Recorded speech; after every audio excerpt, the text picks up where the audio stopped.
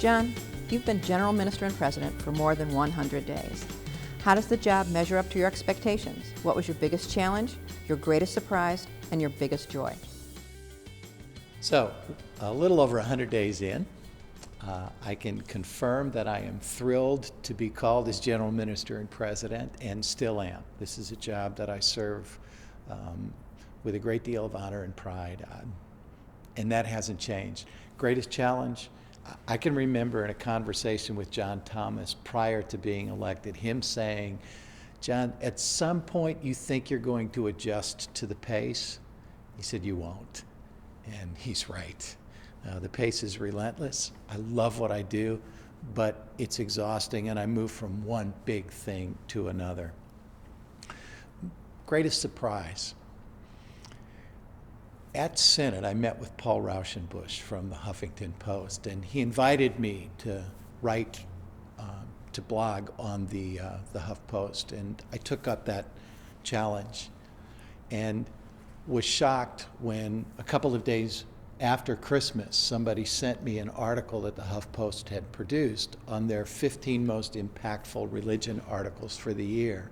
And one of the ones that I wrote was on that list. That was completely unexpected, but it's a fulfillment of one of the visions that we have for the United Church of Christ, to be a big, bold, prophetic witness.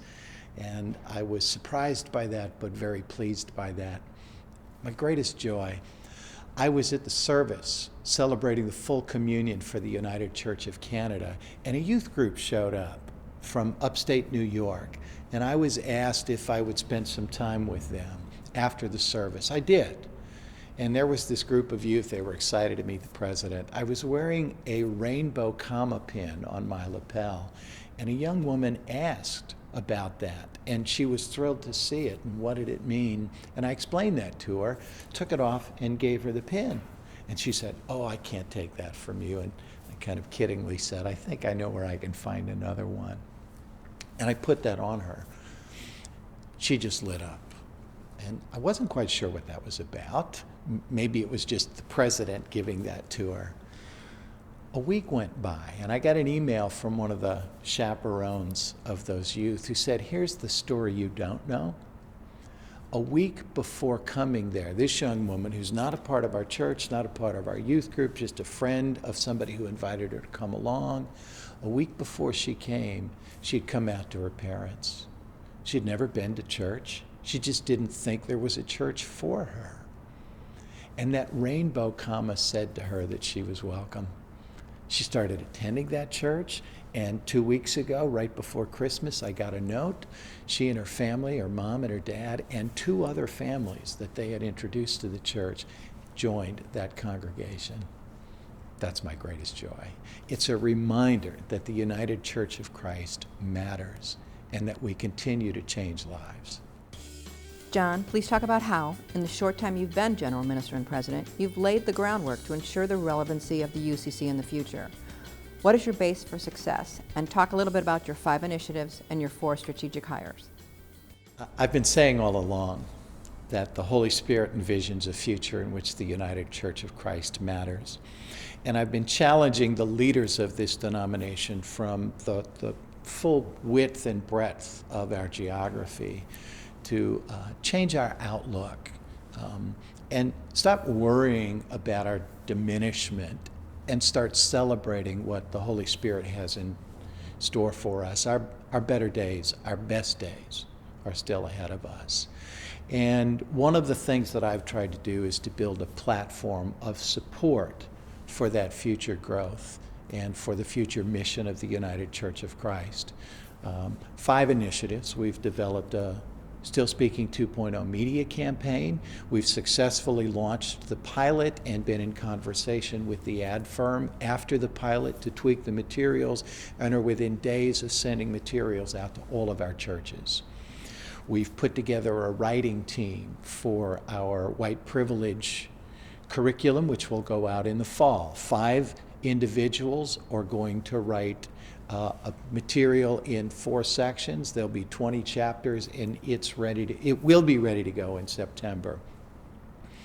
We have a strategic task force currently deployed and survey materials being sent far and wide throughout the denomination in anticipation of a report that will come to our March board that will answer the question, what does a relevant, vital, and healthy United Church of Christ need to look like in 10 years? And the board will then take that material and ask, what kind of United Church of Christ do we need to build to meet those future goals? In addition to that, we now have 30 members of the national staff making daily phone calls to local churches and making deep connections with leaders in our local churches. And the key there is they're not selling anything, no program from the national setting, no initiative from the national setting. It's simply asking and then listening to the response to the question, what's going on in your world that we need to know about? And then we have planned 12 large media events, one a month through the entire year. The first one to kick off in about a week or two as we celebrate Martin Luther King's holiday, the Martin Luther King holiday, and the announcement that Tracy Blackman is succeeding Linda Jaramillo as Executive Minister for Wider Church Ministries. And that brings up and reminds me that there have been 4 key hires that will surely determine the future health and vitality of this denomination, Tracy Blackman being one of them, a significant national leader named by Ebony as one of their most influential leaders for the year 2015, and somebody who brings a great deal of credibility to not just the United Church of Christ, but to the mission which we represent. A second hire, Cheryl Williams. Cheryl's not succeeding anybody. This is a position that I created called our Chief Strategic Officer. Cheryl works closely side by side with me to develop and deploy our strategic initiatives. A third hire, Chris Davies. Chris is succeeding David Shane as our CASA leader and is directly responsible for local church vitality, local church development, local church health. She's young, she's brilliant, she's vibrant, and she's an exciting leader. And then finally, Heather Kimmel has been hired to succeed Don Clark as General Counsel for the United Church of Christ. These 4 leaders are remarkable and are going to bring a great deal of effort, energy, and enthusiasm to the United Church of Christ. That was a pretty ambitious agenda for the first 100 days. What is your hope for the next 100 days? It was an ambitious agenda for the first 100 days. And if the first 100 days was about casting the vision, the next 100 days is going to be about building the foundation.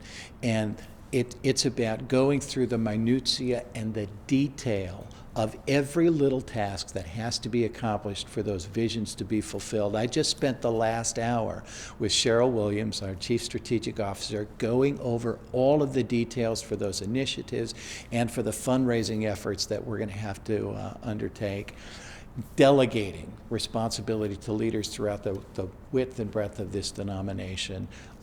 There are so many tasks that now must be completed and followed through on. Let me say, I've taken over a conference room in the second floor and surrounded the walls with whiteboard. And on that whiteboard, we're listing all of the detailed work that has to be done. That's the next 100 days. The first 100 days, the next 100 days, and the months and days that will follow will be an accumulation of efforts that bear witness to what I believe to be true, that the Holy Spirit envisions a future in which the United Church of Christ matters.